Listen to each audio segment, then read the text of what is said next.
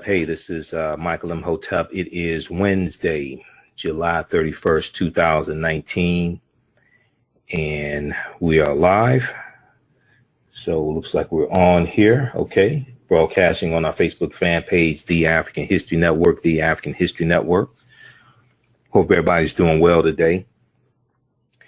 So I wanted to talk about this topic. I talked about it a little bit on my Sunday night show, the African History Network show. And you see a lot of articles that are being posted right now on social media dealing with the Red Summer of 1919. And we know that this is the 100th year anniversary of the Red Summer taking place. This is 2019.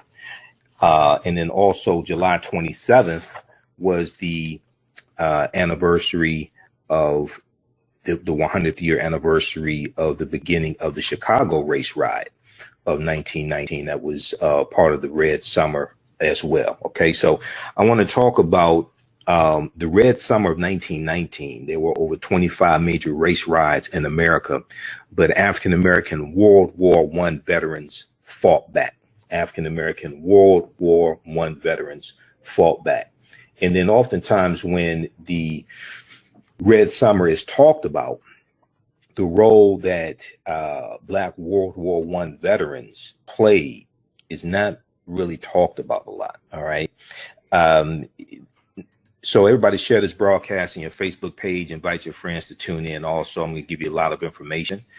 African-American business owners, post the name of your business here on the thread of the broadcast. We'll let you know how you can advertise with the African History Network. Also, okay, email us at customerservice@africanhistorynetwork.com, customerservice@africanhistorynetwork.com, and we'll let you know how you can advertise with the African History Network. So let's jump into this story. Now, a lot of people celebrate African-American History Month, right? Black History Month, what used to be called Black History Month. But a lot of people don't know there's an annual theme for Black History Month, okay? And this year's theme was Black migrations, okay?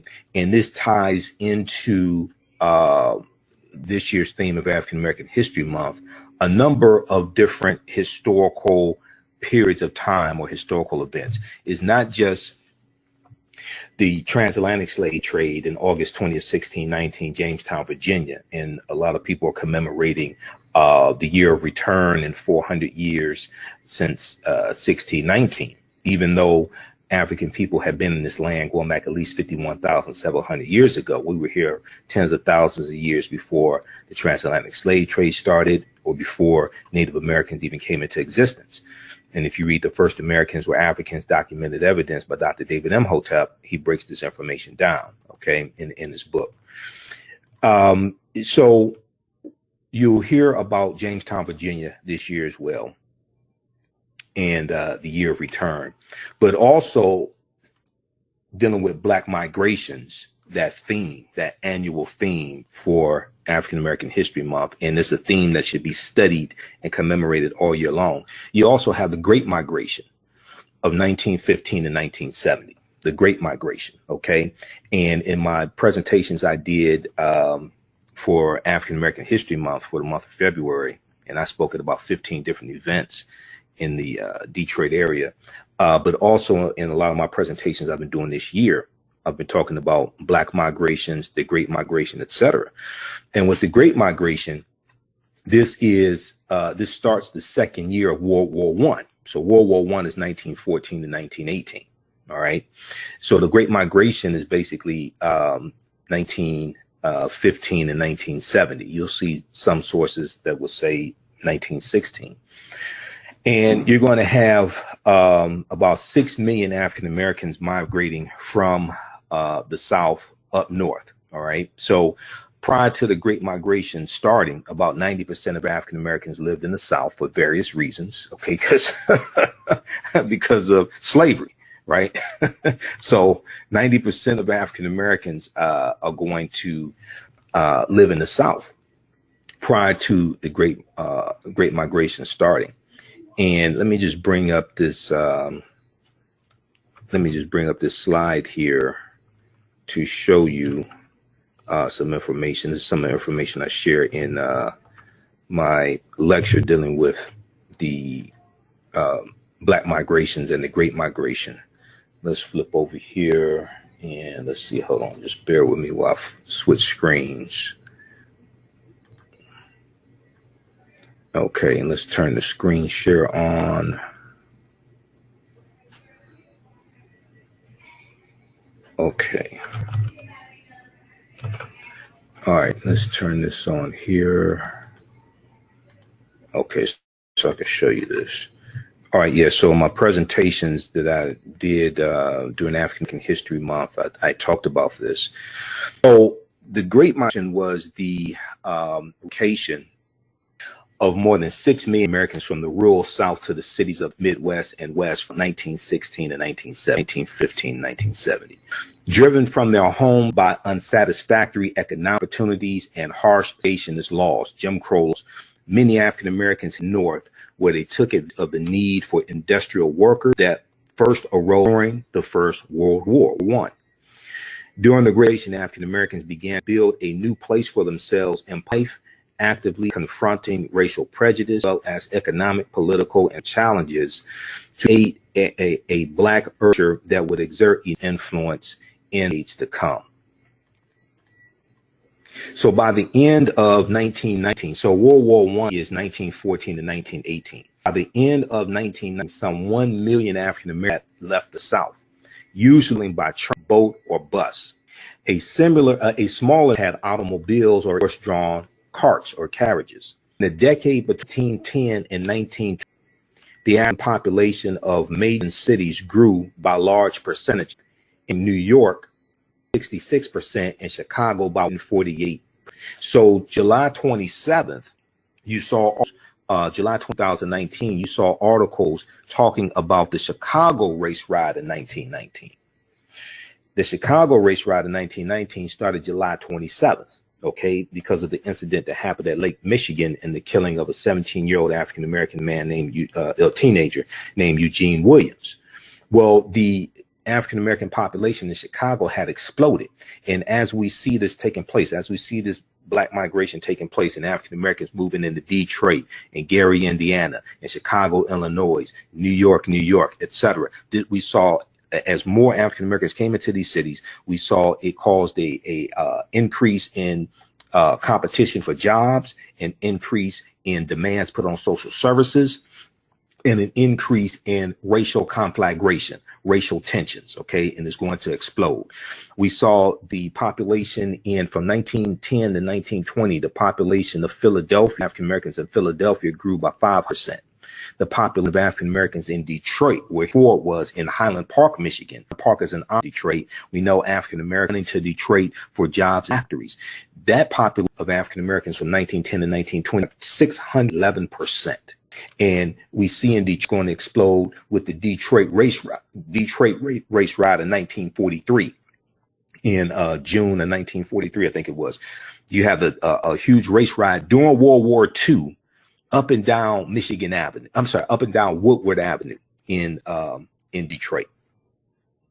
Okay, so these are things that these are tensions taking place leading to the Red Summer of 1919. Rising rents in segregated areas, plus a resurgence of Ku Klux Klan activity after 1950 worsened African American and white relations across the country.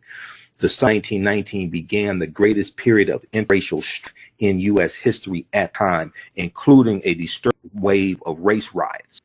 Check out the article from history.com, the official site of the History Channel.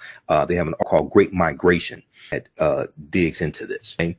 They have a number of good articles there. Okay, so this is the period that we're looking at. This is what's taking place. How's everybody doing? Okay, share this broadcast on your Facebook page. Invite your friends to tune in also. Gail, Martell, Clyde, just a few of the people watching on our Facebook fan page, The African History Network. And then also register for the online course that I teach on Wednesdays, Ancient Kemet, the Moors, and the Ma'afa. Understanding the Transatlantic Slave Trade, what they didn't teach you in school. Ancient Kemet, the Moors, and the Ma'afa. Understanding the Transatlantic Slave Trade, what they didn't teach you in school. We do it Wednesdays, 8 p.m. Eastern Standard Time, 8 p.m. to 10 p.m. We do the class live at our online school. And then it's recorded, it's archived. You can go back and watch it over and over again. Okay. So so this week we'll do class number 6. On Wednesday, 8 p.m. Eastern Standard Time. And the class is regularly $130. It was discounted to $80, but we just dropped the price down to $60. So as soon as you register, you can watch classes 1 through 5. And there's about 36 hours of bonus content also. You can watch from around the world. We just posted the link here, or you can go to our website, AfricanHistoryNetwork.com, AfricanHistoryNetwork.com. Okay. And we deal with thousands of years of history, and we deal with what led to the transatlantic slave trade taking place. All right, let's continue here. Okay, so you have the Great Migration that is going to add to the tensions that are going to explode during the Red Summer. All right.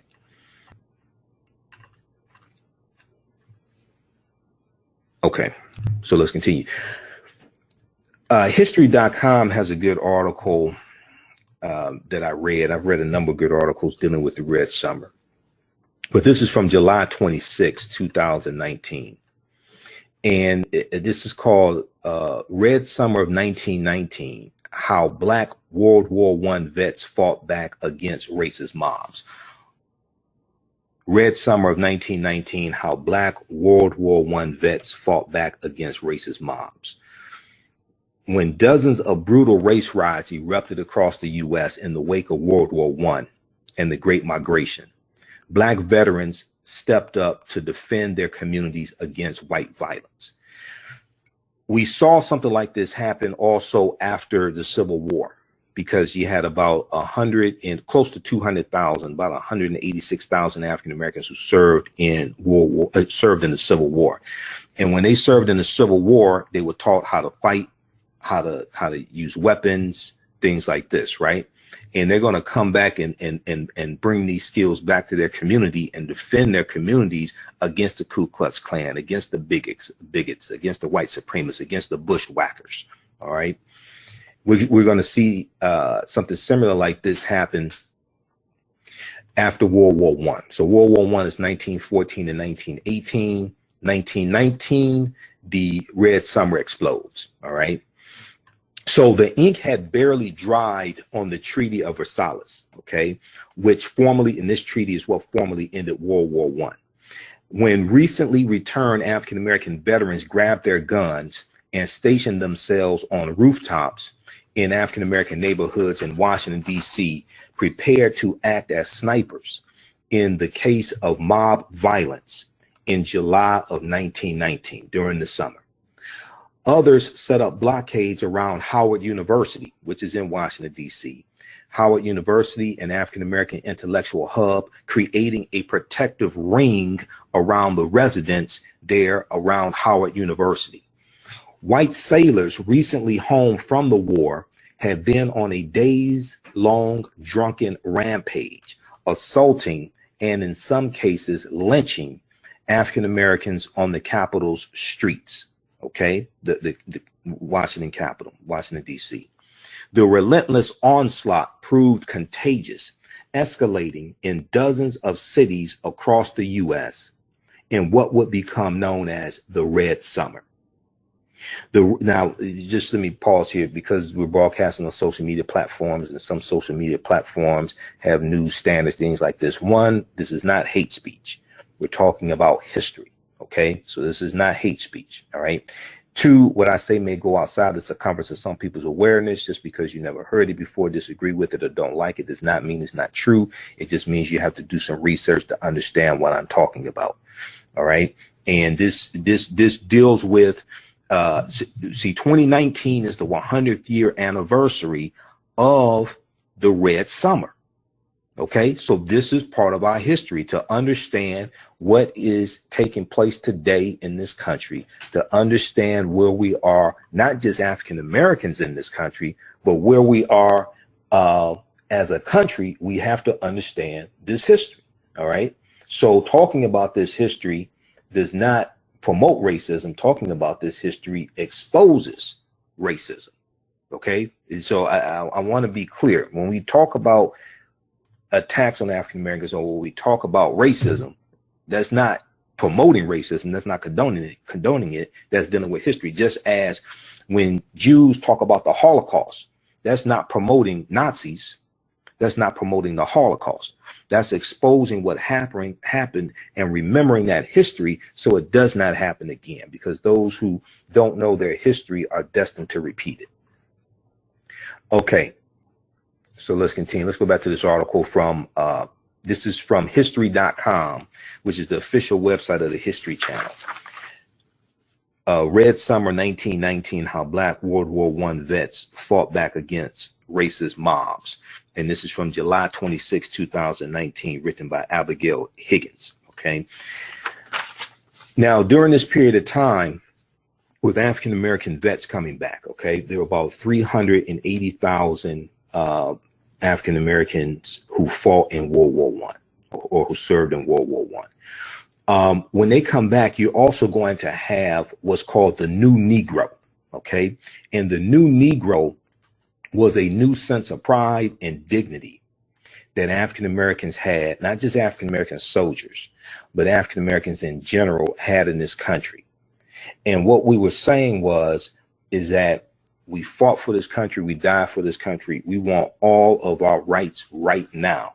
We're not going to deal with segregation. We're not going to deal with these lynchings, etc. We want all of our rights right now. So the new Negro was a new sense of pride, okay, a new sense of dignity. And this is what's taking place at this time as well. And the new Negro, that is also going to fuel Negro History Week in 1926, created by Dr. Carter G. Woodson. We know that 1915 was the year that the movie The Birth of a Nation came out. And in my presentations this year, you know, I get deep into this history. We have I forgot to tell you, we have a new bundle pack of my DVDs, a 6 DVD bundle pack, and it's dealing with Black migrations. Okay. That's available at our website, AfricanHistoryNetwork.com, AfricanHistoryNetwork.com. And we'll post the link here also, because it deals with my presentations that I've done this year.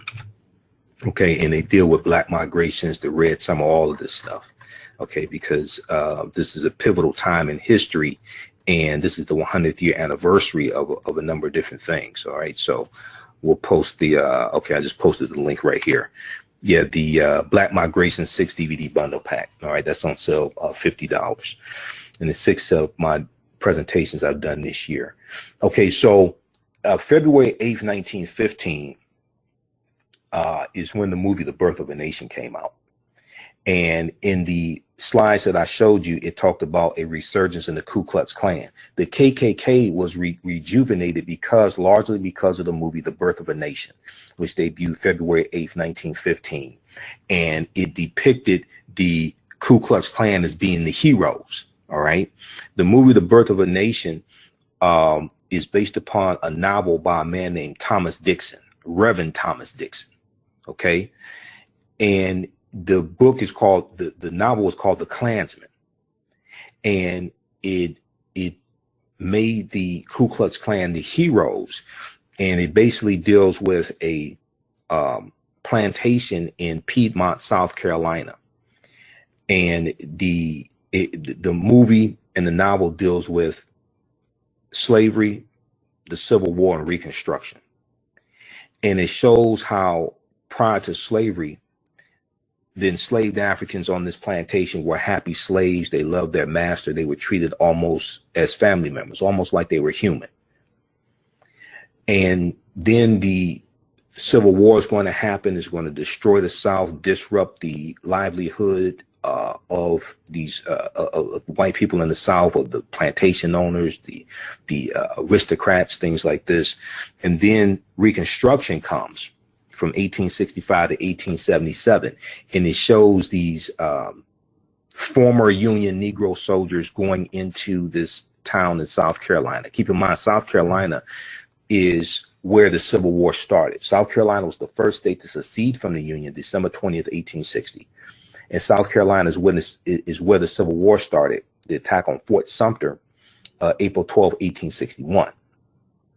So this movie, The Birth of a Nation, was part of a larger 150-year campaign called The Lost Cause, which was designed to reframe why the Civil War was fought and to make it about states' rights and to say that the Union was infringing upon their rights, and to make the case that the Confederacy really wasn't that bad and slavery really wasn't that bad, things like this. This is this whole lost cause campaign.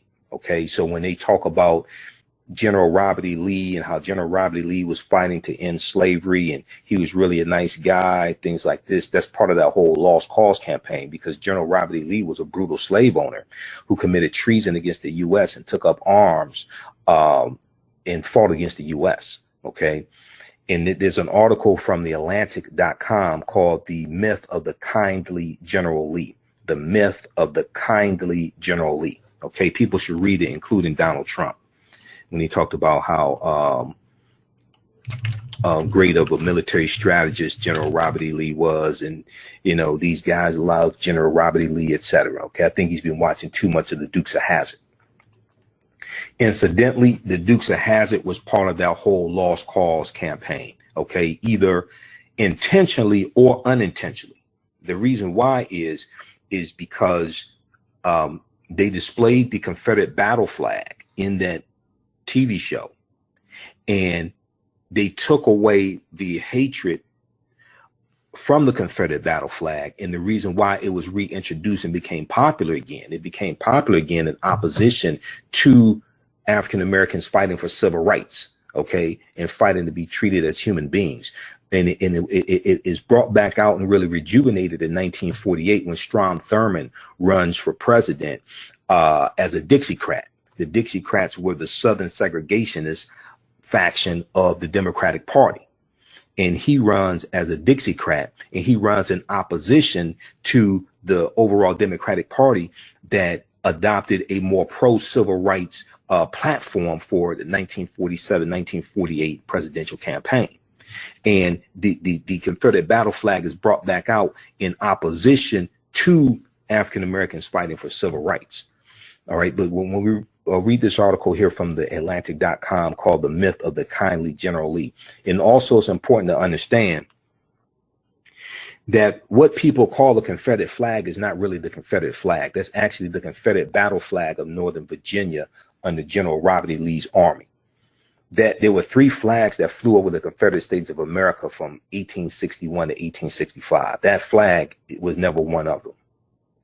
So when you have the white supremacists out carrying the Confederate battle flag, calling it the Confederate flag, they are showing how ignorant they are of history. Not only that, when you study General Robert E. Lee was against using the Confederate flags after the Civil War was over with, and he was against Confederate monuments, including Confederate monuments dedicated to him. He was against all of that because he felt that the country had been torn apart by the Civil War, and there was still hatred between the North and the South, even after the Civil War ends. And he felt there had to be a period of time of healing between the North and the South. And he felt that the Confederate monuments, the statues, the usage of the Confederate flags, it kept those wounds open and did not allow that healing to happen. So he was against all of that. Okay, so when you see these white supremacists out trying to save a statue dedicated to General Robert E. Lee, they don't know he didn't even want a statue. And he was against Confederate monuments. All right, so let's continue. But read that article, The Myth of the Kindly General Lee. And then incidentally, on the TV show The Dukes of Hazzard, who was the car named after? That boy Luke Duke drove in and jumped over cliffs in. It's called General Lee. It's named after General Robert E. Lee. All right, so this is why this year's theme of Black migrations for African American History Month, which was the theme chosen by ASALH, Association for the Study of African American Life and History. They are the governing body of African American History Month, Black History Month. This is why their theme is so powerful, so important. Okay, and just very briefly here, and let me see. Let me bring this up. I want to take my time with this here. Let me show you this quickly. I want to look very quickly at this theme, and the reason why is one. Basically, everywhere I spoke for African American History Month, nobody knew there's an annual theme. Okay, there's a theme. There's been a theme going back basically to 1928. I've gone and looked at all the themes. Two, if you don't know there's an annual theme, that means you really don't understand how to celebrate African American History Month. And these themes are to be celebrated and studied all year. Okay, so we don't understand this. All right, here's Dr. Carter G. Woodson. Let me pull up the statement dealing with Black migrations. Okay, this is from ASALH's website. Let me, this is up. Okay, you all can see this. All right, how many people knew this year's theme for Black History Month was in History Month? ASALH's 2019 theme, Black migration, is the movement of people of descent to new destinations, subsequently to new societies. While in of earlier centuries, this theme focused especially on the 20th century day. 20th century, dealing with the 1900s through today. Beginning in the early decades of the century, African American migration patterns included relocation from farms to southern cities, from south to the north, Midwest and West, Caribbean to U.S., as well as to migrant farms, and the immigration of Native Americans to Africa and to Europeans such as Paris and London after the end of war and in World War II. Okay, let's see here. Let me continue. That's all I put in the presentation, but here's the rest of it. Such migrations resulted in a more diverse and stratified interracial and intraracial urban population amid a changing social milieu, such as the rise of the Garvey movement, Marcus Garvey, Universal Negro Improvement Association, such as the rise of the Garvey movement in New York, Detroit, and New Orleans, the emergence of Black industrial workers and Black entrepreneurs, the growing and variety of urban churches and new religions, new music forms like ragtime, blues, and jazz, white backlash as in the Red Summer of 1919, the blossoming of visual and literary arts as in New York, Washington, D.C., Chicago, and Paris in the 1910 and 1920s. They're talking about like the Harlem Renaissance. The theme Black migrations equally lends itself to the exploration of the centuries later decades from spatial and social perspectives, with attention to new African Americans because of the burgeoning African and Caribbean population in the U.S., Northern African Americans return to the South, okay, because we're being gentrified out of the North, so a lot of us are going back down South.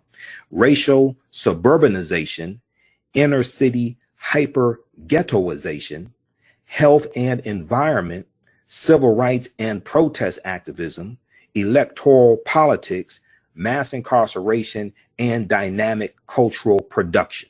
Okay, so this is the theme this year for African American History Month, but this is a theme to be commemorated and celebrated and studied all year long. You see how comprehensive it is. It's not just recycling the same 15 to 20 sanitized Negroes every year. That's not what African American History Month is about.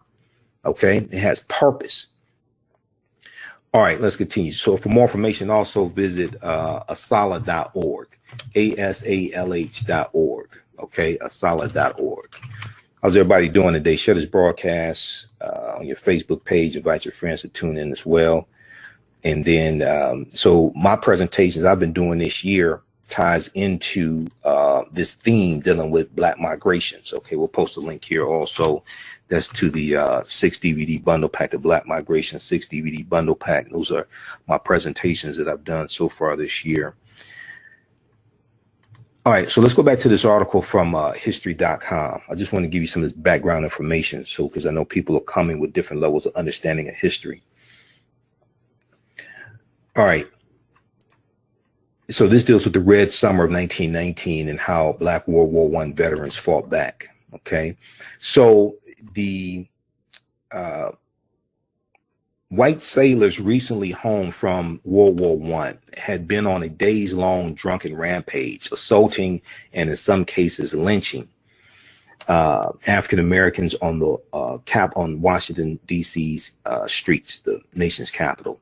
The relentless onslaught proved contagious, escalating in dozens of cities across the U.S. in what will become known as the Red Summer. Now, it was James Weldon Johnson of the NAACP who also wrote Lift Every Voice and Sing, which became the Black National Anthem. He's the one that named it the Red Summer.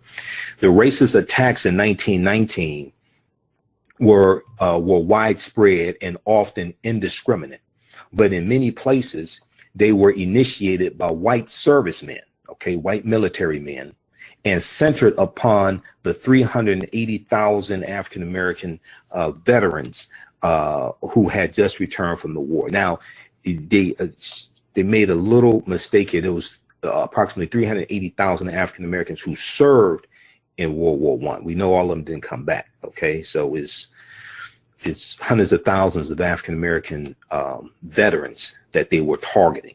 All right, quote, because of their military service, black veterans were seen as a particular threat to Jim Crow and racial subordination, end quote, notes a report from the Equal Justice Initiative. That's attorney Brian Stevenson and his group, the Equal Justice Initiative.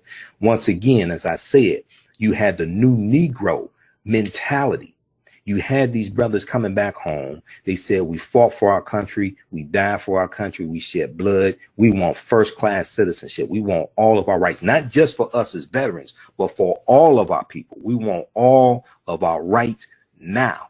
We're not going to deal with this Jim Crow. We're not going to deal with the beatings. We're not going to deal with these lynchings. So indeed, many African-American soldiers returned from the war armed with a renewed determination to fight segregation and a near constant barrage of brutality. We're going to see a similar mentality from African-Americans coming back from World War II also. Okay, and this is going to push in one of the things that leads to the modern day civil rights movement. A postal official wrote at the time, about 1919, around that time, that, quote, as far as the first movement of the American troops to France, the Negro publicists began to avail themselves of the argument that since the Negro was fit to wear the uniform, he was therefore fit for everything else, end quote. Okay. Now in Texas, a federal agent reported, quote, one of the principal elements causing concern is the returned Negro soldier who is not readily fitting back into his prior status of pre-war times, end quote. They mean know your place. They mean fit back into Jim Crow segregation, fit back into the back of the bus. They said, no, we ain't going for that. So at the time, cities across the North were being reshaped by the Great Migration. By the end of 1919, as I stated before, about 1 million African Americans had fled segregation and a total lack of economic opportunities in the South for northern cities. A lack of economic opportunities in general. Some of us are being ran off of our land. Some of us are losing our farms. Things like this. Are you going to have some prosperous African Americans in the South? Yes, you are. Okay. But even for those who own farms, many of them are still going to be poor. Many of them are still going to struggle. Okay. So between 1910 and 1920, the black population we saw in Chicago grew by 148%, Philadelphia about 500%, creating massive anxiety among white people in northern cities that African Americans were taking jobs, taking houses, and taking away their sense of security from them. Okay, taking away their jobs, taking away their houses, and taking away a sense of security from them. Doesn't this sound like some of the same language Donald Trump uses for undocumented immigrants, yet he has no problem exploiting their labor at his golf courses in New York and New Jersey? This sounds like, if you saw the African History Network show from Sunday, I talked about how a lot of the language Trump uses to describe undocumented immigrants and demonize them and dehumanize them is some of the same language used for African slaves in this country, and even after slavery. So during the Red Summer, massive anxiety became mass violence. During the Red Summer that we are commemorating this year and studying this year, this is the 100th year anniversary of the Red Summer 1919.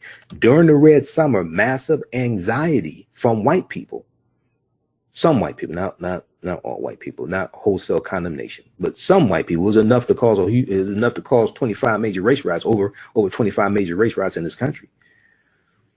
This anxiety became mass violence.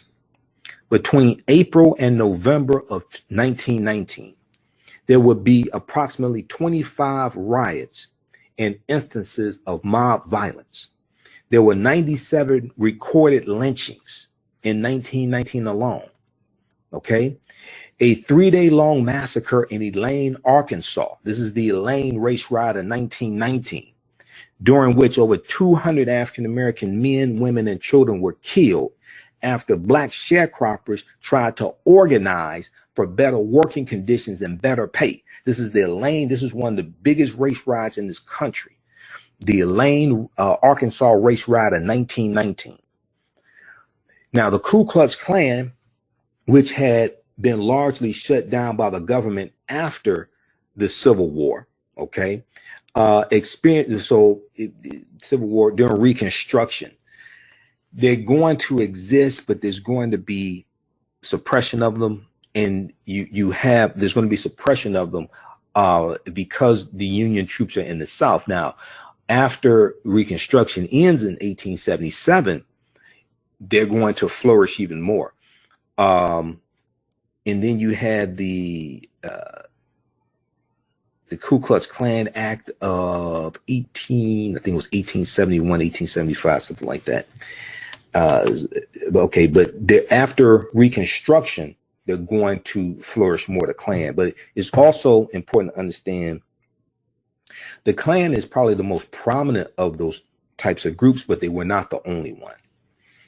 Okay, so the KKK, which had been largely shut down by the government after the Civil War, experienced a resurgence in popularity and began carrying out dozens of lynchings across the South.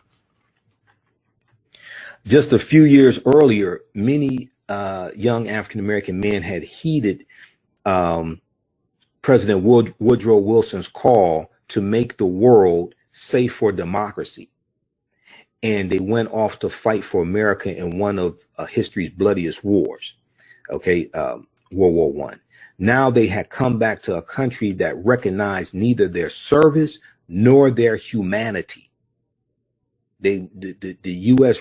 did not recognize their service largely, their service or their humanity. Having just returned from battle, however, African-American veterans were not inclined to take the abuse lying down. Across the country, former soldiers used their government-provided weapons training to defend their neighborhoods against vicious white mobs. Quote, black people, now this is Simon Balto, B-A-L-T-O. Simon Balto is a professor of African-American history at the University of Iowa. And he's the author of the book Occupied Territory, Policing Black Chicago from Red Summer to Black Power. Occupied Territory.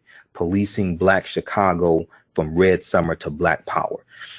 Professor Simon Balto said, quote, Black people formed ad hoc self-defense organizations to try to keep white folks from terrorizing their communities. Black veterans are instrumental in that because the Black veterans were the ones who largely had the training on how to fight, how to organize, training on weapons. An example that we see of that, and it's partly a fictitious example, is the movie Rosewood by the late John Singleton. And in the movie Rosewood, you saw the fictitious character of Man played by Ving Rhames. Okay. And so the Rosewood massacre, that's January of 1923 in Rosewood, Florida. And Man, the fictitious character of Man, he was a former World War I veteran. Okay. And when you watch the movie, he uses military strategy. And he carries 245s. He knows how to use the guns. He knows how to use a shotgun, etc. But he uses military strategy to organize the African Americans, and especially the women and the children, and help get them to safety while fighting and fending off the Klan and the Klan sympathizers, etc. Okay, but he's a former World War I veteran. That character did not historically exist. All right. He was probably, he could very well have been a composite character of different acts that real life people did. And John Singleton just put that into one fictitious character of Man, but he did not historically exist. Okay. So, Black veterans were a large part of what made the summer of 1919, in the words of historian David F. Krugler, Krugler, the year that African Americans fought back. David Krugler said, quote, "This is the country to which we soldiers of democracy return." Okay, I'm sorry. This is what Dr. W.B. Du Bois said in Crisis Magazine, May of 1919. Quote, "This is the country to which we soldiers of democracy return. This is the fatherland for which we fought." Okay.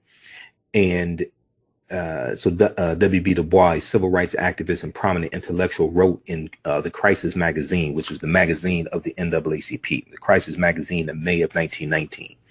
This was a month after the earliest event of the Red Summer, which was a riot in Georgia, where 6 people, 2 white officers and 4 African-American men, were killed at a church. Quote, but by the God of heaven, we are cowards and jackasses if now that the war is over, we do not marshal every ounce of our brain and brawn to fight a sterner, longer, more unbending battle against the forces of hell in our own land, end quote. That's Dr. W.B. Du Bois writing in the Crisis Magazine.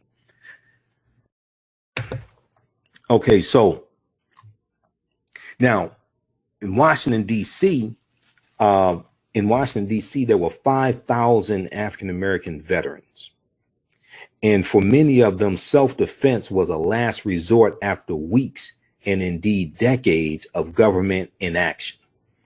One of the first people killed in Washington, D.C.'s violence was a 22-year-old African-American veteran named Randall Neal.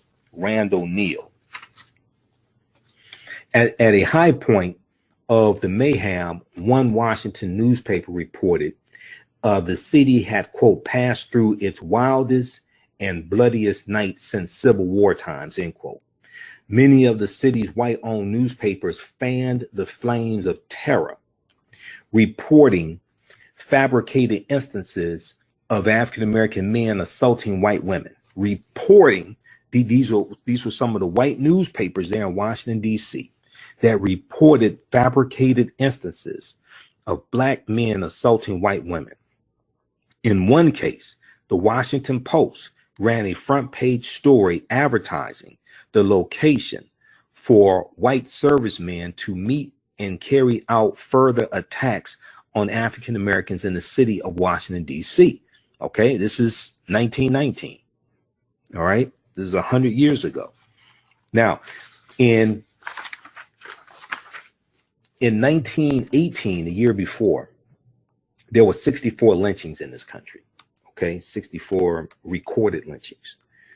In 1919, there were between 83 to 97. This article here, and this probably has more updated information.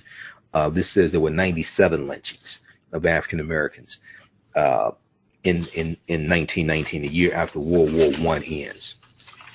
Now, Washington, D.C. had a vibrant middle class that in many ways epitomized African Americans' slow but expanding economic and social advances.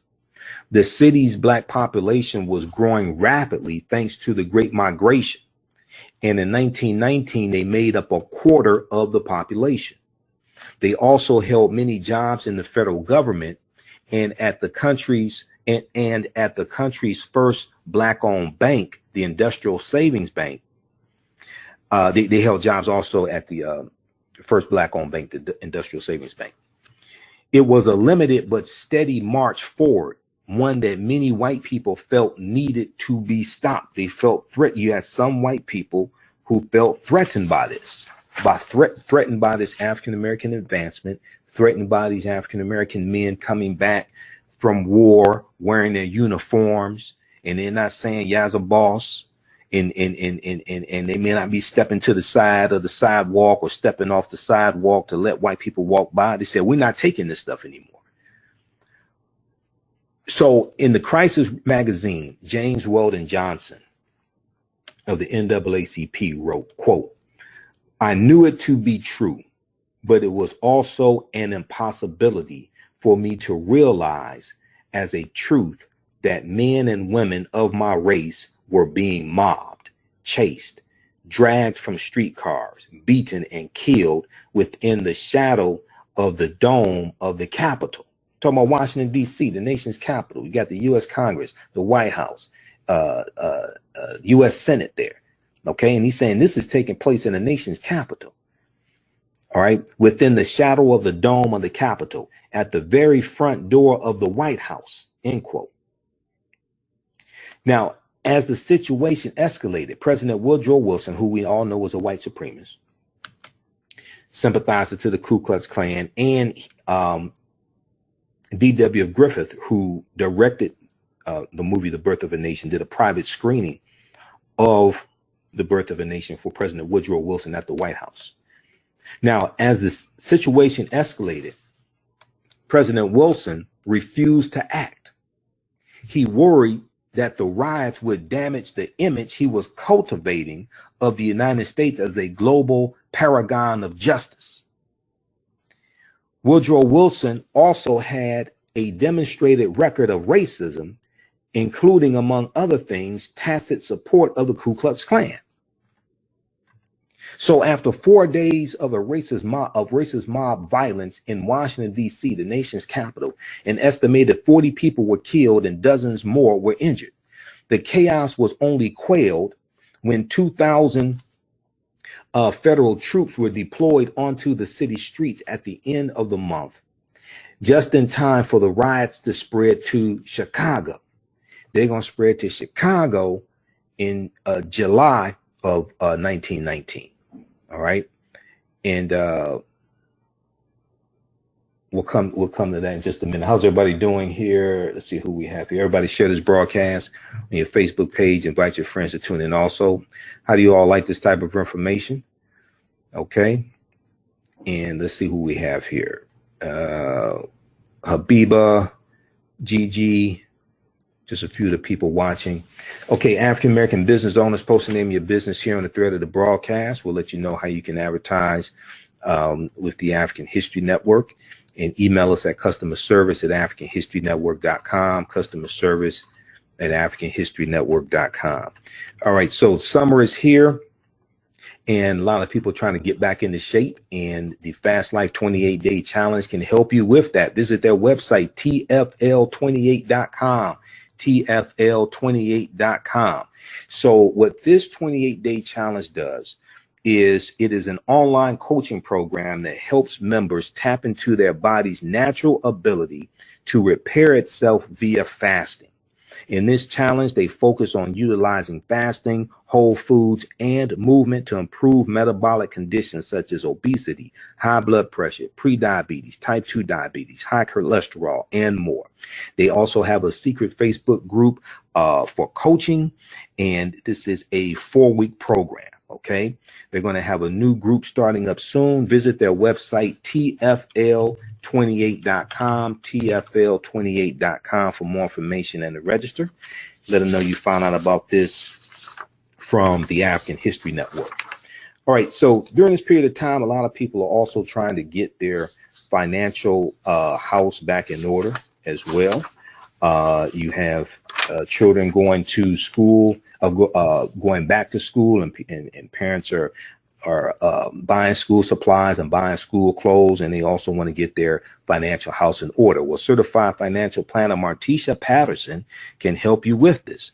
2019 is here, and there is no better time to start working on your financial goals. She is a certified financial planner with over 19 years in the industry. You've seen some of the interviews I've done with her as well, and she's helping people just like you focus on and achieve their financial goals, whether it deals with budgeting, saving for emergencies, retirement, if you want to start investing, etc. Okay, visit her website, pattersonplans17.com.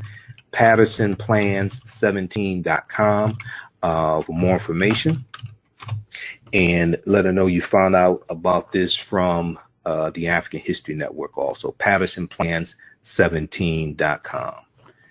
All right, let's continue. If you have any questions, let me know. And everybody, if you like this type of information, also be sure to register for the online course that I teach, because we teach it again. We do it on Wednesdays, 8 p.m. Eastern Standard Time, Ancient Kemet, Moors, and the Ma'afa, Understanding the Transatlantic Slave Trade, what they didn't teach you in school. Okay, so we're doing the class live tonight, 8 p.m. to 10 p.m. Eastern Standard Time. We'll get into some of the history of why the Moors lost power in Spain. The class is regularly $130. It was $80. We discounted it down to $60. And as soon as you register, you can watch the first 5 classes, and there's about 36 hours of bonus content. So we posted the link here on the thread of the broadcast. Is also at our website, AfricanHistoryNetwork.com, AfricanHistoryNetwork.com, right on the homepage. Okay, if you need me to post this again, post the link again, let me know. Okay, let's continue with the Red Summer of 1919 and how African-American World War I veterans helped to fight back. Now, we see the race riot from Washington, D.C. We see it's going to spread to Chicago. So just 2 days after federal troops withdrew from Washington, D.C., an African-American teenager named Eugene Williams was killed by a white man in Chicago, lighting the match that would kick off a week of violent riots. Okay. And History.com also has a good article. And I've read a number of articles dealing with the Chicago race riot of 1919. BlackPants.org has one, Chicago race riot 1919. I've read a number of different articles dealing with this. History.com has one, the Chicago race riot of 1919, and they talk about how it was a 17-year-old African-American teenager named Eugene Williams who was killed. Okay, and this is what started the riot. So on July 27th, 1919, July 27th, 1919, a 17-year-old African-American boy named Eugene Williams was swimming with friends in Lake Michigan. Okay, when he crossed the unofficial barrier located at 29th Street between the city's white and black beaches. This is the unofficial barrier that separated the white beach from the black beach. Now, from some articles I've written, it was like an imaginary barrier also. Okay, but it was the unofficial barrier that separated the white beach from the black beach. Okay, so a group of white men threw stones at Eugene Williams, hitting him, and he drowned. When police officers arrived on the scene, they refused to arrest the white man who black eyewitnesses pointed to as the responsible party. And actually, in one of these, his name was George Stauber, Stauber, George Stauber. That was the name of the white man who started pelting, who was throwing rocks at Eugene Williams. Okay, so you have African Americans there pointing to the guys, telling the police, "This is the guy who did it. This is the guy who hit him." All right. So a group of white men threw stones at Eugene Williams, hitting him, and he drowned. When police officers arrived on the scene, they refused to arrest the white man, George Stauber, who African-American eyewitnesses pointed to as the responsible party. Angry crowds began to gather on the beach, and reports of the incident, many other reports distorted or exaggerated, spread quickly. Okay. And we're going to see this oftentimes with a lot of these riots that break out. A lot of times the incident that triggered it is either exaggerated or is totally lied about, and it causes mass chaos. It causes beatings, injuries, killings, etc. All right. If we go back to I'm going to switch back and forth between these two articles, so just bear with me because I want to get these details here, because this is very important. A rock hit Eugene Williams in the head, knocking him unconscious. His body went limp and slipped into the Lake Michigan. No one got to Eugene Williams in time to save him.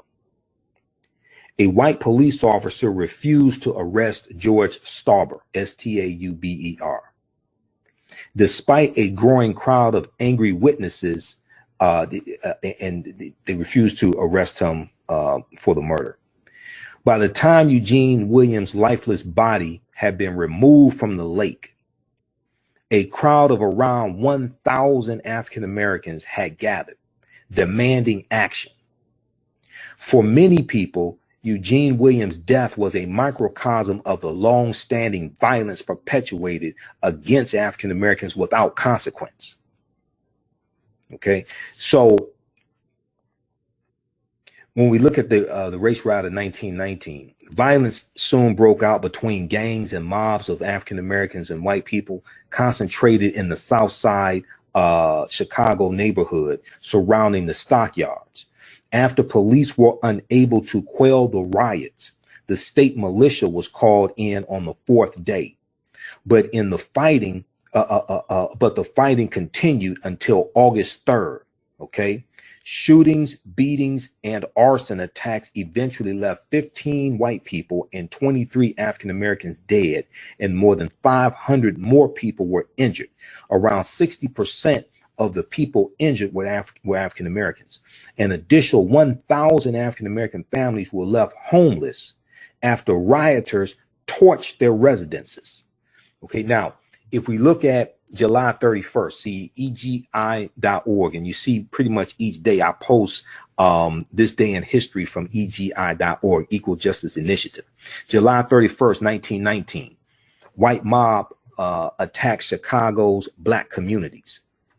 By noon on July 31st, 1919, this is dealing with the Chicago race riot, which was from July 27th, 1919 to August 3rd, 1919. Okay, so we're in that time period. By noon of July 31st, 1919, more than 30 fires had been set in Chicago's African American neighborhood, set by angry white mobs. These acts of arson were part of an extended barrage of violence targeting Chicago's black community during a summer filled with racial violence in America.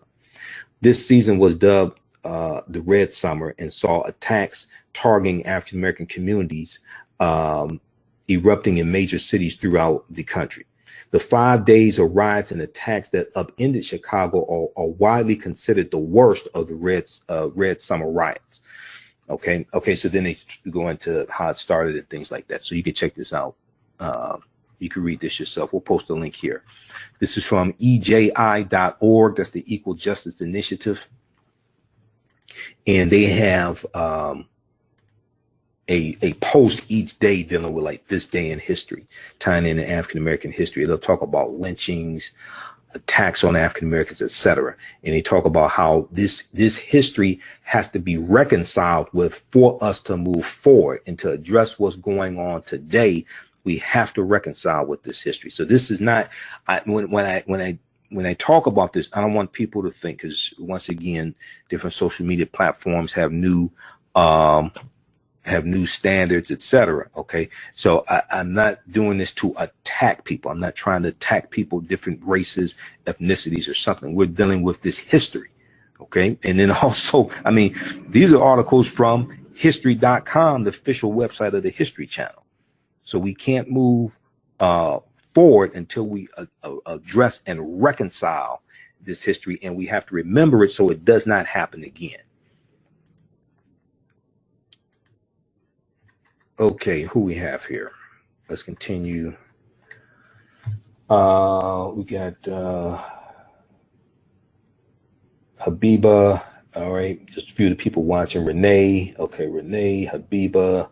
Everybody share this broadcast on your Facebook page. All right. Okay, Renee said makes one not want to ever come out into the public these days. All right. Okay. Well, yeah. Okay, I'm not going to respond to that. Okay.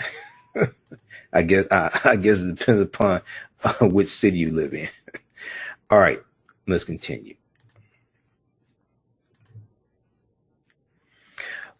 Okay, so in response to the protests, armed white men jumped in a car and tore through the city streets, firing into black homes and businesses. A white mob marched down the street, assaulting African-American pedestrians and torching black homes. Still, police refused to act. Okay, this is in Chicago. So we know that they had to, let's see.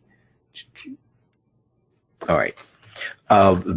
So when the riot explodes, it's not so much some kind of a spontaneous event as it is a culmination, says Simon Balto, okay, professor of African American studies at Iowa. What is this? Iowa University of Iowa. Okay, Simon Balto, Balto, and this is still talking about the Chicago race riot in 1919. When the quote, when the riot explodes, it is not so much some kind of spontaneous event as it is a culmination. Okay. Now, in the 2 previous years, white supremacists had bombed over 25 African-American homes in an effort to keep African-Americans out of the city of Chicago. And the police never intervened in those bombings also. So when this happens in 1919, it's not because of one event. It is an explosion, a culmination of other events that took place. Now, African-American veterans in Chicago formed militias to defend African-American homes, neighborhoods, and families when police and the government refused to intervene and refused to protect them. In the time following Eugene Williams' death, one group of black veterans broke into an armory and stole weapons they then used to beat back a mob of white people. Quote, because many, Professor Simon Balto said, quote, because many of them have actually seen battlefield combat, they are willing and capable of using violence for the purpose of self-defense, end quote. Okay. And I wouldn't even refer to it as using violence for the purpose of self-defense. I would just call it self-defense. Now, once again, I'm not advocating attacking people or anything like this. This is not hate speech. I know social media platforms have new standards and things, etc. I'm talking about understanding history. And I'm talking about these African Americans who were under attack, who were defending themselves when the police would not intervene on their behalf. This is history that we're talking about. Now, throughout the summer, African-American veterans around the country took inspiration from the actions of their brethren in Washington, D.C. and Chicago and followed suit. In a riot in South Carolina, one preacher reportedly said of the black self-defense units, quote, the males carried their guns with as much calmness as if they were going to shoot a rabbit in a hunt or getting ready to shoot the Kaiser's soldiers, end quote. So for many African American veterans, there was a broken promise of how they thought they were going to be treated when they came back home. You know, they thought there was going to be respect for them because they served their country. They fought for this country. So as bloodshed spread nationally to South Carolina, Nebraska, Florida, Ohio, you're going to have race riots that take place. You have, Arkansas. You have over 25 major race riots in this country just in 1919. AtlantaBlackStar.com has a good article also from David A. Love from July 28th, 2019. Red Summer, 100 years later, when the white mob was unleashed on Black America. Okay, so you'll see a number of articles written about this this year. So Omaha, Nebraska, you have that. Chicago, Elaine, Arkansas, Washington, D.C. As bloodshed spread nationally to South Carolina, Nebraska, Florida, Ohio, among others, veterans continued to be targeted. African-American veterans continued to be targeted. At least 13 veterans were lynched across the United States after World War I. Many of them were in uniform, which, when worn in public, many white people saw as an affront of America's racial caste system. Once again, they were not coming back to their lowly place in society. They were not going back and accepting segregation and seeing these black men in these uniforms. This was an insult to many white people. Okay, so it was the opposite of the reception many African-American soldiers believed they would receive when returning home. Their choice to serve in the war spurred on by intellectuals like Dr. W.B. Du Bois, who believed it would be a path to equality. Okay, Professor Simon Balto, professor of African American Studies, said, quote, World War I was very much a broken promise for basically all African Americans by the people who felt the brokenness of that, but the people who felt the brokenness of that promise most acutely were the veterans who had gone and risked their lives for this supposed war to make the world safe for democracy, and then came home to find that the country was still going to deny African Americans the privilege of democracy, end quote. Now, this wasn't unique to the Red Summer or even World War I. A report by the Equal Justice Initiative at EJI.org found that from Reconstruction is 1865 to 1877, after the Civil War ends, from Reconstruction to just after World War II ends in 1945, quote, thousands of black veterans were assaulted, threatened, abused, or lynched following military service. No one was more at risk of experiencing violence and targeted racial terror than black veterans who had proven their valor and courage as soldiers during the Civil War, World War I, and World War II, end quote. Despite the events of the Red Summer, you're going to have 1.2 million African-American men who are going to enlist in World War II. And I just did a presentation dealing with how the GI Bill discriminated against African-American World War II veterans. There was $67 billion invested in the GI Bill from about 1946 to 1970. The GI Bill gave low interest loans to white veterans to go to college, start businesses, and buy homes.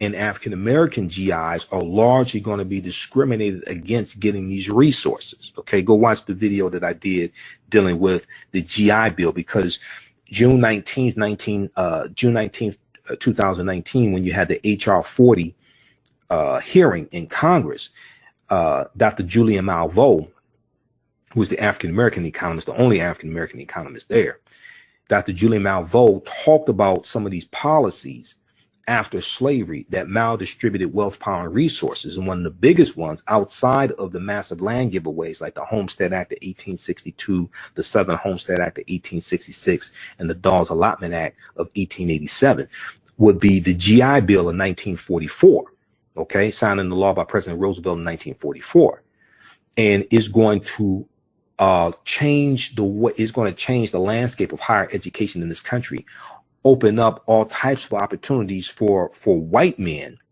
but largely discriminate against African American GIs. And the GI Bill is going to widen the racial wealth gap. So the conclusion of the summer of 1919 would not be the end of mass violence against African Americans. Far from it. 2 years later, we would see the worst instances of racial violence in American history. The Tulsa massacre in Tulsa, Oklahoma, June 1st, 1921, during which at least 36 people were killed. Okay, now, I don't know where she got her numbers for that. The Red Cross put it at 300, at least 300 were killed. Okay, so I'm not sure where she got 36. I need to get in contact with her. No, the Red Cross set up a makeshift hospital in Booker T. Washington High School there in North Tulsa. Okay, North Tulsa is where the African Americans live. And they put the count at 300 who were killed, almost all African Americans. All right. So she lists 10 of the people who were killed were white, and at least 1,256 houses were torched by a white mob. Yeah. Now, in that case right there as well, and I have a lecture dealing with the whole history of Black Wall Street. So it's at our website, AfricanHistoryNetwork.com. And I'm also in the documentary Dr. Boyce Watkins did in Your Black World Films, Resurrecting Black Wall Street, The Blueprint. You had African-American World War I veterans there living in North Tulsa as well. And these brothers had guns. These brothers fought back and shot back. Okay. So it wasn't just, we just laid down and we were killed, or we were just running for our lives. No, we fought back. We were just outnumbered and we were outgunned. Okay. And the white people also had a Gatling gun. They had a Gatling gun as well. Gatling gun was one of the first machine guns. It's probably the first type of machine gun. You'll see it in Westerns. Okay, let's continue here. All right. So despite the events of the Red Summer of 1919, you have 1.2 million African-American men who would enlist in World War II. We talked about that. And then you're going to have the conclusion of the Red Summer 1919 will not end the mass violence against African Americans. You're going to have the Tulsa race riot of a Tulsa massacre of 1921 in Tulsa, Oklahoma. But after that, 1923, you have Rosewood, Florida, January of 1923. Okay, so the Red Summer of 1919 did, however, signal a permanent shift in the way African Americans responded to white violence in the United States, and presaged increasing self-defense tactics, including when African American veterans once again mobilized during the violence in Tulsa, Oklahoma, like I talked about. For many African Americans, the way veterans responded to the bloodshed added a sliver of inspiration to the terror of the summer of 1919. Before World War I, the NAACP had a membership of 9,000 members. But by the early 1920s, its membership had increased more than tenfold to 100,000 people, signaling a growing boldness and cohesion to the organizing that would eventually plant the seeds of the modern day civil rights movement. So you see a constant pushing. World War I after World War I, World War II after World War II. You see a constant pushing. We see African Americans being pushed out of the Republican Party because of the Lily White movement in 1928, and then slowly going over to the Democratic Party because they are pushing their issues, pushing their agendas. Okay, so we see a constant pushing of our issues, of our case, of our agendas. We see this throughout history. but especially during that period of time, dealing with the Great Migration and dealing with after World War I. All right. So one of the things is one of the riots that took place was in Oklahoma. Okay. And it was Omaha. The Omaha courthouse, Omaha, Nebraska, the Omaha courthouse lynching of 1919. All right. And let me post a link here to this article here from history.com. So we'll talk about that here for just a minute, because there's a famous picture of a burning, charred body of an African-American man laying kind of like on the ground. And you see a bunch of white people standing around. I'm not going to show you the picture. I'll post an article that has it in it. But a lot of people don't know when that's from and the circumstances. Okay, but that is the Omaha courthouse lynching of 1919. Then also, African-American business owners, post the name of your business here on the thread of the broadcast and email us at customerservice@africanhistorynetwork.com. Customerservice@africanhistorynetwork.com will let you know how you can advertise with the African History Network. So in a lot of these articles dealing with the Red Summer of 1919, they talk about the Omaha courthouse lynching. And I think David A. Love also talks about it in his article for AtlantaBlacks.com, because I know he talks about a few different lynchings here, a few different race riots that broke out. But if we look at the article from blackpast.org, the Omaha courthouse lynching in 1919, they talk about how it was part of the wave of racial and labor violence that swept the United States during the Red Summer of 1919. Racial and labor violence.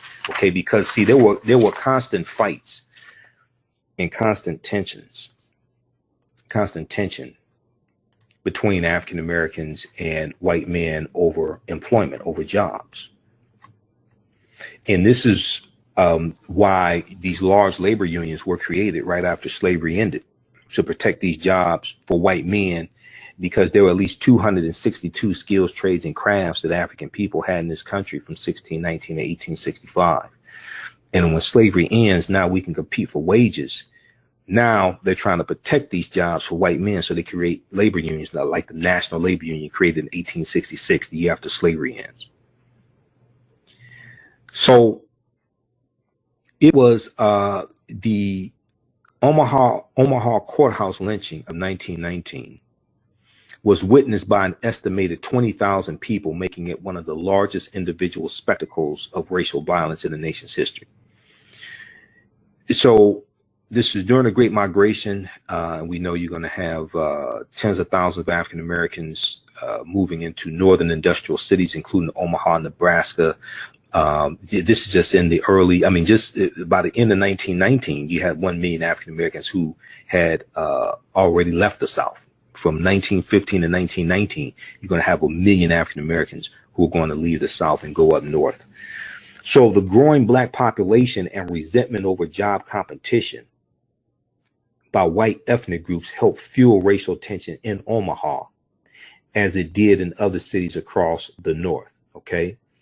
Omaha, Nebraska saw its African-American population double from 4,426 to 10,315 in the second decade of the 20th century. Okay. So going into the 1910s, during the 1910s, they saw the population of African-Americans in Omaha, Nebraska double. Now, following a national pattern, the Omaha Bee newspaper, white newspaper there, exploited this tension by the summer of 1919, carrying daily newspaper accounts of attacks by African-American males on white women, without similar coverage concerning assaults of African-American women by either black or white males. Okay, so it's exploiting these tensions. Now, although the other major Omaha, Nebraska newspapers carried similar stories, the Omaha BEE, sensationalized the news the most, blaming in particular Mayor Edward P. Smith and his hand-picked police chief, Marshall Eberstein. Now, one particular provocative story in September 1919 described an African-American man named Will Brown, W-I-L-L, Will Brown, who was 40 years old. And he was a meat packing house worker who was accused of raping a 19-year-old white woman. Her name was Agnes Lobeck, L-O-B-E-C-K. Okay, so prior to Will Brown's arrest, the Omaha B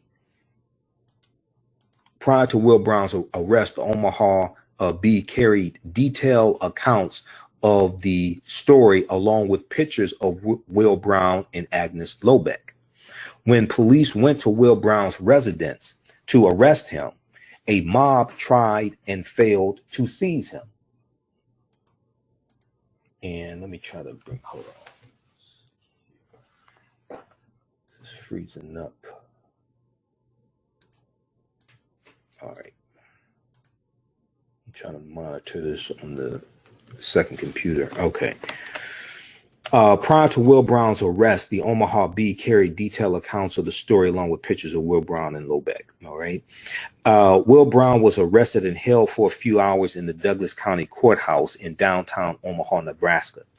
Largely due to the newspaper story,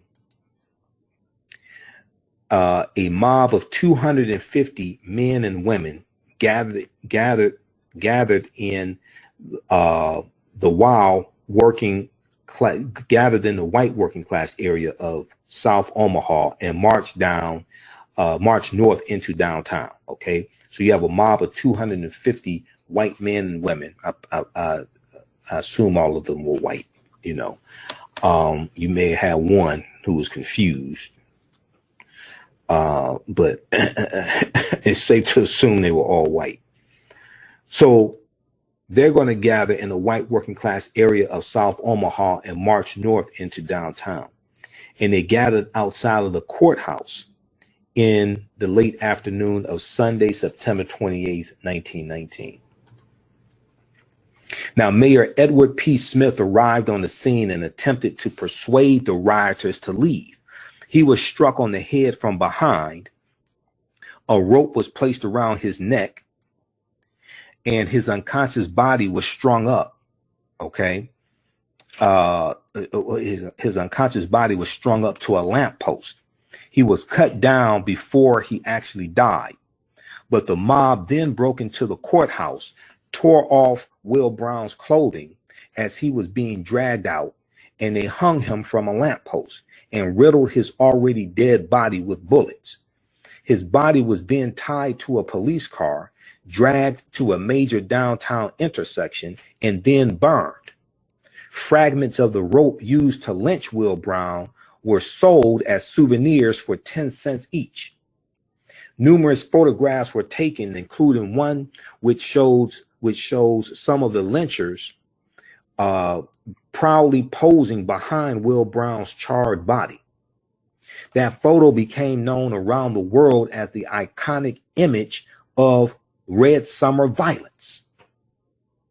After Will Brown was killed, U.S. Army units arrived on the scene and set up one command post at the intersection of 24th and Lake Streets, which remains the heart of Omaha, Nebraska's African-American community to this day, and another in South Omaha, the neighborhood from which most of the rioters had come. The official announcement was that the 24th and Lake Street post was there to protect African Americans from further violence. But oral legend in the Black community holds that its purpose was to prevent retaliation from African Americans who lived there in Omaha, who were waiting on the rooftops of 24th Street with guns. Now, one of the eyewitnesses to the lynching was a young future actor named Henry Fonda, who later remembered, quote, It was the most horrendous sight I had ever seen. My hands were wet and there were tears in my eyes. All I could think of was that young black man dangling at the end of a rope, end quote. Okay. So this was Henry Fonda, actor Henry Fonda, father of Jane Fonda, who was there and witnessed the lynching. And he's talking about it years later. All right. Read this article from blackpast.org. So Black Past, they have thousands of articles dealing with African-American history, blackpast.org. All right. The Omaha courthouse lynching of 1919. All right. We'll post a link here on the thread of the broadcast for it. And the article from AtlantaBlackStar.com from David A. Love, it actually has, and I saw the article on Facebook. Atlanta Black Star posted on Facebook, but it they have the warning graphic picture. They have that little cover on it on Facebook, and you can choose to remove the cover if you want to see it. But check out that article also from AtlantaBlackStar.com. Red Summer 100 years later, when the white mob was unleashed on Black America. So so all this ties into politics. All this ties into economics. All this also ties into African Americans defending ourselves and protecting our communities as well. All this ties in together. And a climate of violence is oftentimes set by who is in office. Who are the political leaders? Are they escalating a climate of violence, or are they de-escalating a climate of violence? All right, how you doing, Carl? We have a bunch of people here watching. Everybody share this broadcast on your Facebook page. Invite your friends to tune in also. This is the second broadcast because the first one stopped, timed out or something. I don't know what happened. Timed out or something. All right, so how you all like this type of information? But this ties into what is taking place right now. It ties into this year's theme of African American History Month, Black migrations, ties into these articles that you see about the Red Summer. A lot of people didn't even know about the Red Summer, okay, prior to the last few weeks here. And then the Red Summer was precipitated, and I talked about this on our Sunday night show, the Silent March of 1917 that took place in New York, up and down Fifth Avenue. And you had about 10,000 African Americans who had a silent march protesting lynchings, and this was after the East St. Louis, Illinois race riot of 1917. Okay, and that exploded over African Americans providing competition for jobs and taking jobs away from white men, and an increase in the population in East St. Louis of African Americans as well. Blackpast.org has an article, New York City NAACP Silent Protest Parade, 1917. This was a silent march. This was looked at as the first mass demonstration of African Americans against lynching. One incident in particular, the East St. Louis race riot, also called the East St. Louis massacre, was a major catalyst of the silent parade. This horrific event drove close to 6,000 African Americans from their own burning homes and left several hundred dead. James Weldon Johnson, the second vice president of the NAACP, brought together other civil rights leaders who gathered at St. Philip's Church in New York to plan protest strategies. Now, this is in 1917. Okay, this is during World War I, during basically the third year of the Great Migration. The population of African Americans going in, living there in East St. Louis, that population had at least doubled. All right. NewYorkDailyNews.com has an article, Black History Month 2015, Grim Struggle to End Nightmare of Lynching. And this talks about the silent march also. But let's see here. There was one that I had. I have a number of about thousands of articles. There was one I had dealing with the silent march. hold on, let me bring this up here because I've posted some articles about this. Blackden.com has an article dealing with the Silent March also. But, oh, you know what? I want to look at the one for the East St. Louis riot. I did a segment on my show a couple of years ago dealing with the East St. Louis riot. Okay, so the Silent March took place on July 28th, 1917. July 28th, 1917, 102 years ago. 10,000 African Americans marched down Fifth Avenue in silence to protest racial violence and white supremacy in the United States. One of the great accomplishments of, okay, so it was precipitated by the East St. Louis riot in East St. Louis, Illinois. And then also you had the year before that, you had the Waco, Texas riot as well. In Waco, Texas, a mob of 10,000 white Texans attended the May 15th, 1916 lynching of a black farmer named Jesse Washington. Jesse Washington. 1 year later, on May 22nd, 1917, a black woodcutter, L. Persons, E-L-L, L. Persons died at the hands of over 5,000 vengeance-seeking people in Memphis, Tennessee.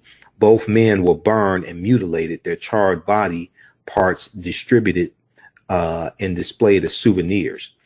Even by these grisly standards, East St. Louis later that summer was shocking. Simmering labor tensions between white and African American workers exploded on the evening of July 2nd, 1917. For 24 hours, white mobs indiscriminately stabbed, shot, and lynched anyone with black skin. Men, women, children, the elderly, the disabled, no one was spared. This is 1917. This is 2 years before the Red Summer, and this is in the North. This is in Illinois. Okay, Midwest, North. And this dealt with the increase in African Americans moving into East St. Louis, Illinois, and the increase in competition African Americans were causing for jobs. So white people are saying they're taking jobs away from us. Okay, kind of like the same language used for undocumented immigrants. All right, so this article here is from the conservation.com. The conservation.com. 100 years ago, African Americans marched down Fifth Avenue to declare that Black Lives Matter. 100 years ago, African Americans marched down Fifth Avenue to declare that Black Lives Matter. So there was about 10,000 of them. All right. This is during a period of time. This is 2 years after the movie The Birth of a Nation comes out. This is the president at the time is Woodrow Wilson, who's sympathetic to the Ku Klux Klan. And this is taking place. All right. So check out this. See, this is all history. Once again, this is not hate speech. This is not calling people racial epithets. This is not talking about hating anybody. This is talking about a history of what happened. And we're looking at the 100th year anniversary of the Red Summer, the 102nd year anniversary, July 28th, 1917, is when this Silent March took place. All right. So to understand what's taking place today, we have to understand history. Okay. To understand the existence of something, you must first understand the pre-existence of existence, as Professor Kabahaya Watha Kamene teaches us. As I say, a people's history and culture teaches them how to deal with the problems of the past and the present and the future to meet the needs of the community as well. So we have to understand, how do we fight against this? How do we survive these things? How do we survive this history? And we also have to teach it to our children. But the history of African Americans has to be taught in every school across the country. That's why this study from the Southern Poverty Law Center that you hear me talk about, teaching hard history of American slavery, is so important. Teaching Hard History American Slavery. You can download this from splcenter.org, splcenter.org, the Southern Poverty Law Center. And that is a 52-page study that deals with how the history of slavery is being incorrectly taught in schools all across the country. And it gives numerous recommendations on how to more correctly, more accurately teach the history of slavery. SPLcenter.org. You can download it there. All right. All right, everybody. If you like this type of information, you can donate to the African History Network, paypal.me/the AHN show, paypal.me/the AHN show, or at our website, AfricanHistoryNetwork.com. Click on the yellow donate button. This helps us to keep doing the research, stay on the air, broadcast our Sunday night show, pay the bills, etc.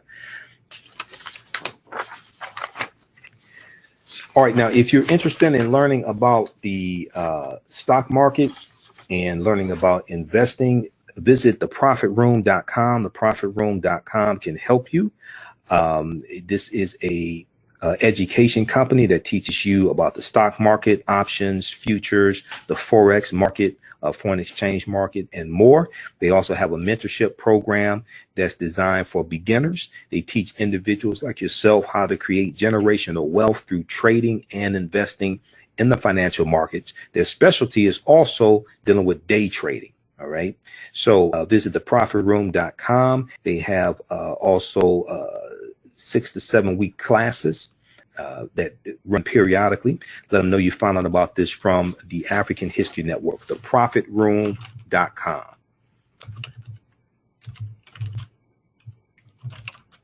All right, guys, look, I have to get out of here. Thanks for tuning in. Share this broadcast. Okay. Follow us on our Facebook fan page, the African History Network, the African History Network. And then also my YouTube channel, Michael Imhotep, IMHOTEP on YouTube. I think I got through all the articles I wanted to get through because there's a lot of information here. Remember, at the African History Network, we focus on educating, empowering, and inspiring people of African descent throughout the diaspora and around the world, because now it's correct